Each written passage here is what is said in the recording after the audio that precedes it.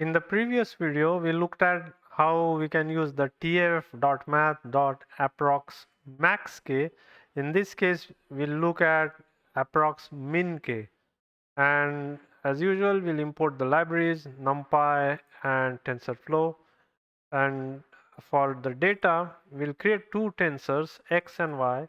So the first is x tf.constant, and this is going to be a 2 by 3 tensor. So in the first row we have the values 1, 2 and 1, and in the second row we'll have the values 5, 6 and 1. So with this we have the first tensor ready.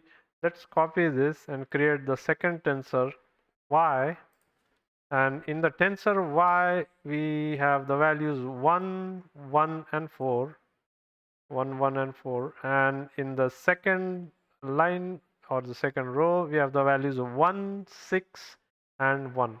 So like so 1, 1, 6 and 1. So these are the two tensors that we have.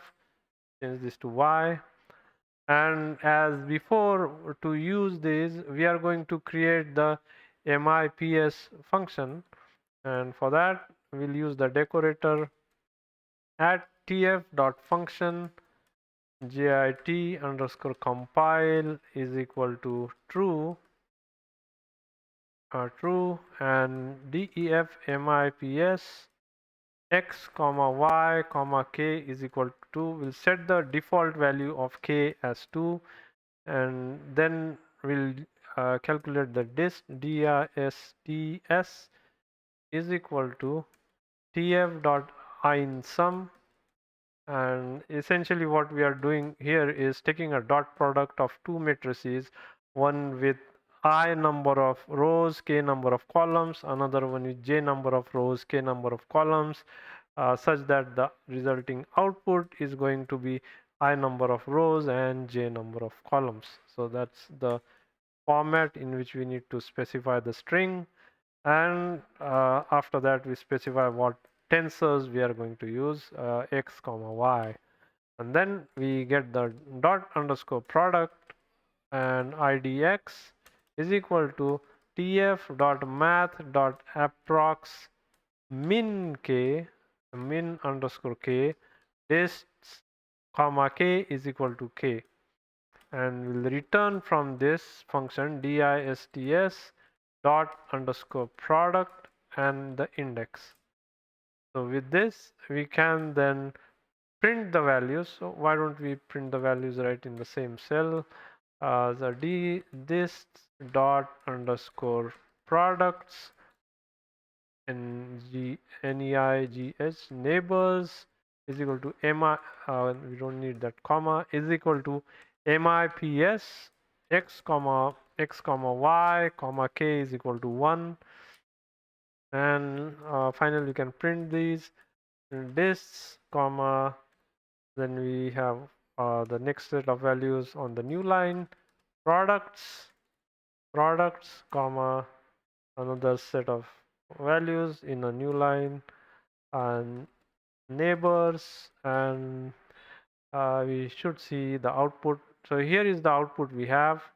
When we perform the dot product of these two, we get a 2 by 2 tensor because we have 2 by 3, and this is again we if we transpose this, it is going to be 2 by 3, and if we perform the dot product we get a 2 by 2 matrix in the output. This is what we have, and in this matrix if we look at the top one value, it's in the first row it's 7, which is the smallest value, and the smallest value in the second row again is 15. Both are located at index 0, so we get a value of index 0 here.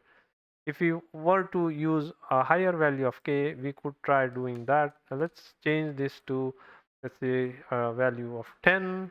Let's add 10 to all of these. So let's I'm going to copy this and add value of 10 to all of these, and additionally we'll go ahead and create another row here and change all the values in that row to a value of 1. So this now is a 3 by 4 matrix, and we can again create another one here. Let's copy this and change all these values to 2. These are all going to be 2. So I'm wondering, these two have different shapes now. This is 3 by 4, and here we have we need this to be 3 by 4 as well. So I'm going to remove one from here, and we'll keep those two. Now when we run this, this is the output we get, where in the first row the minimum value now is the last value, which is 28, which is here, and this is located at index 0, 1, 2, and that's what we get. Likewise, we have the smallest value 44, which is here, and last value 8 again is the minimum value, and so the indices are 2, 2, 2 for all of them with the minimum values. If we change the k value to 2, then we get the smallest top two values, and here smallest top two will be 28 and 114, 44, and then we have the second value, that is 115, 28 and 107, sorry, and then last one is 8 and 16. So that's how the tf dot approx min k works. Before we leave this video, there's one last point I wanted to show is we could also use tf.nn dot approx math tf.nn dot approx min k, and we get the same output as we did before.